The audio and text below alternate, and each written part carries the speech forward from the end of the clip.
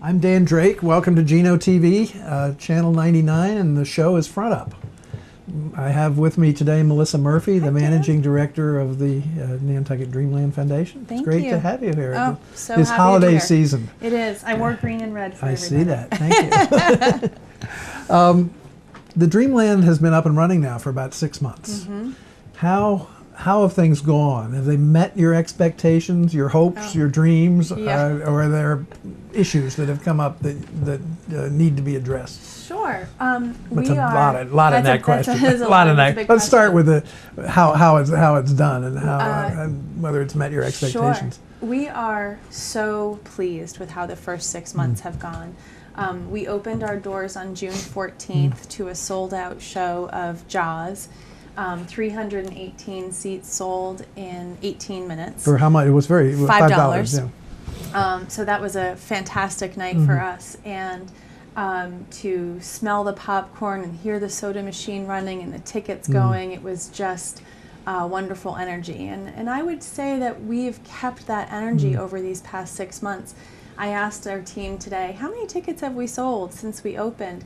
41,041 tickets have been sold in those 6 months. And I would say that we're most proud of the variety of types of things that we're able to bring in and host in the building.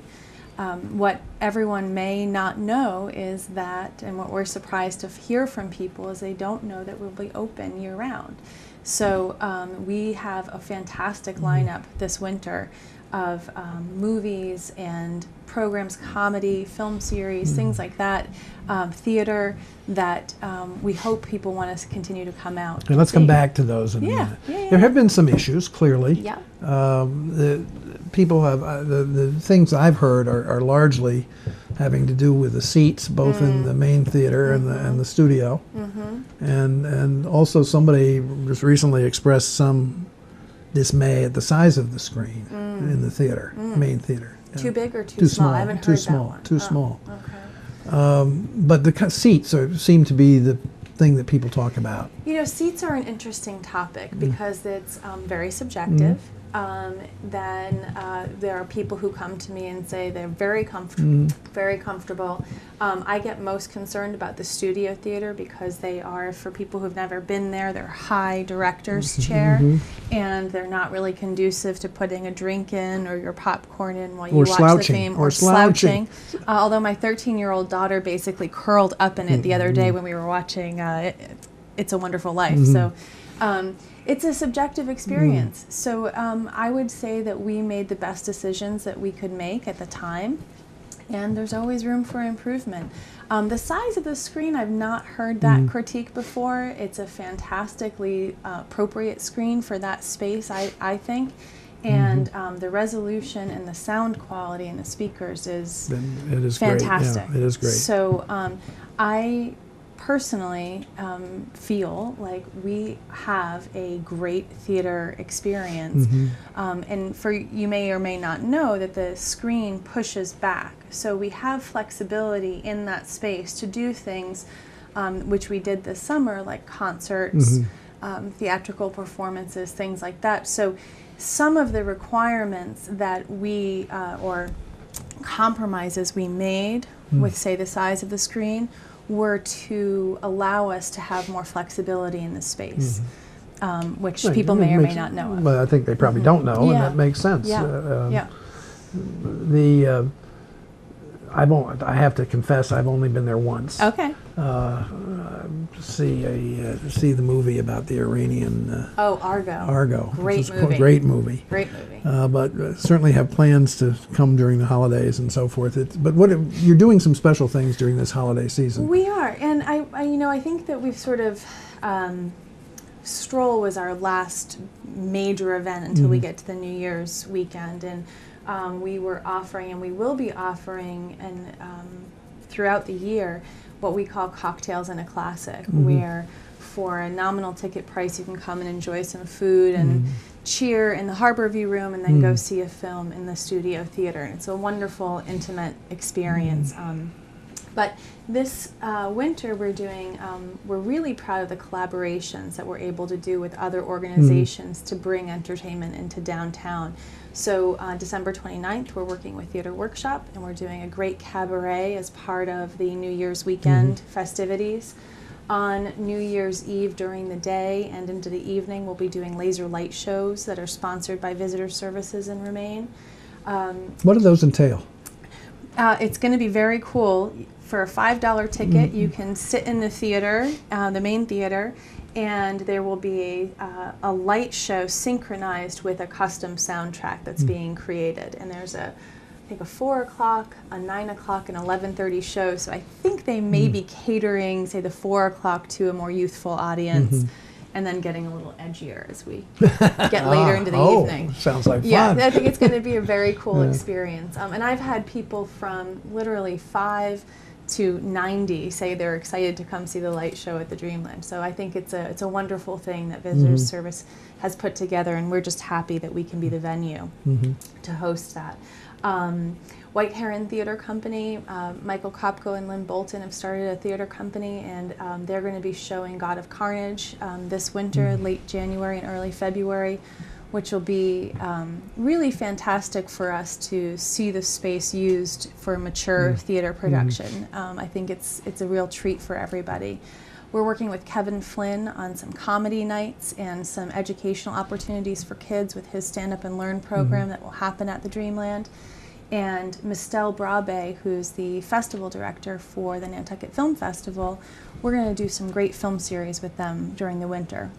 So I think people can expect to see some great entertainment options and hopefully a good variety that will appeal to a broader demographic. And of course, movies. Right. The cabaret program that you're doing on the 29th, isn't that in collaboration with the Theater Workshop? That is with Theater Workshop. Yes, it is. And we're really excited to work with them. Gabrielle's just been awesome to work with. Oh, that's not mine. Good. And we've got the vocal talents of Dreamland's own, Donald Dallaire, who I'm sure a lot of people know of his performances in Theater Workshop productions, Peter Pan and Oliver. And he'll be joined with Vanessa Calantropo, who was just Glinda in the production of Wizard of Oz, and a great whole cast. But really fun for me is that Diane Lehman is the musical production. What do we call her? I can't remember. But she's producing the musical. So she'll be on piano, and Bob Lehman will be there. It's going to be a real treat. That sounds great. What about movies? A couple of things about movies. Yeah. How restricted are you in what you can show by your agreements with the distributors? Yeah, that's a really great question, and I think that we can't talk about enough the complexity of the relationship with distributors. Dreamland hires a film broker who works with Jonathan Anastas, our general manager, and negotiates on our behalf with all of the distributors, Sony Pictures Classic, Warner Brothers, Disney, Pixar, the whole gamut. And each film that comes out has their own expectations and their own rules. And so our broker works with us to negotiate deals. And the deals are about the length of time a movie has to be shown, whether it has to be quote-unquote run clean, not in competition with any other film, and then the percentages that we pay for it. So oftentimes you'll see in the summer we get releases earlier because we have a higher volume of people who are attending. We're a hotter market for them. In the off-season, we're not such a great market, so we get films a little bit later, but what we do get is the ability to negotiate a better fee because we are so strong in the summer months. And it's a deal that insiders call the Cape deal. And so every film is different, and you could never judge one film's showing against another because they're separately negotiated. I think in this context and generally, I have to ask you about the relationship, if any, with the Starlight. Yeah. And Absolutely. how that, is there a relationship, and if there is, how does it work? You know, I don't know Mark Watson and that family personally very well at all, but I know that there is a relationship with Jonathan Anastas, and as businesses, we've been incredibly cordial and supportive of each other. They offer a different film experience, and I don't think that there is a competition, so to speak. I think that people go to the Starlight for a very specific reason. Maybe they think their seats are more comfortable. Maybe they like their film times better. I know that Mark has some great weekday matinees, and that can help support maybe, I don't know, the lunch program there. So there's a lot of consideration that goes in on our part of what they're showing and how we can work together. But again, because we are both businesses that are driven by the demands of the distributor, it may be that we have the same movie at the same time, and sometimes they may be showing at the same time just because we can't make the schedule perfect. But we love having the Starlight as a neighbor, and we love having them on the island because that makes the variety of films that we can show better for everybody. One of the, what was the old one called before the Starlight? The dog? White Dog. White Dog, thank you. Yeah.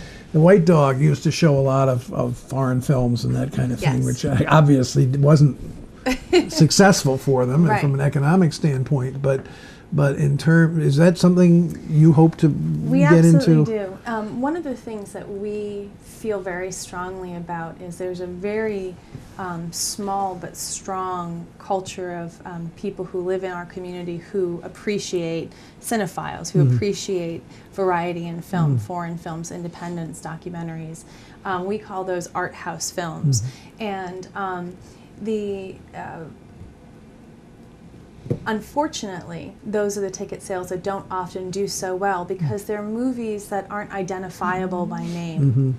And they have very small marketing budgets, so by the time they're released, people don't know that they want to see them. They need So they don't have the buzz. They don't have the buzz. So we're trying to work with the people who do love this, and in collaboration with the film festival, to say how do we build on that year-round culture of people who appreciate and want to see these kinds of movies. There's also, you've got the Athenaeum as a player. That's in that, right. yeah. That's right. That's right.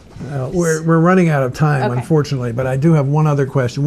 Are there other things, other sorts of offerings that you're thinking about for the future, near term or longer term? I mean, one, for example, is people have mentioned is opera. Yes. And I gather there's an issue that is with that. Well, there is a presentation that we will have to make, an application that we will have to make to the Historic District Commission to apply to have satellite dishes put onto the building so that we would be able to provide live streaming of the Metropolitan Opera and National Theater are two that come to mind. And there's a whole host of other kinds of services we could bring in, concerts and things like that. We're working with the satellite people and talking about where the best place in the building is to most securely put that, but in the least visually impactful place.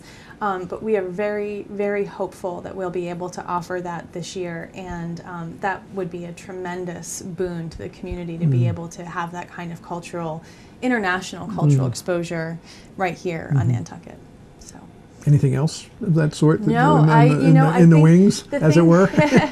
The only other thing that I would like to say that we're most proud of is our new membership program, and we have already almost 100 people who have joined our new membership program in the past 2 weeks. They give you discounts on movie tickets and some live performances, free popcorn. So a lot of great ways, and what we want to do is build on those supporters who want to contribute to the value of the programming in the community. So we're excited about that. Well, it's wonderful to have the Dreamland back. Yeah, we're happy to be here. Thanks very Dan. much, Melissa.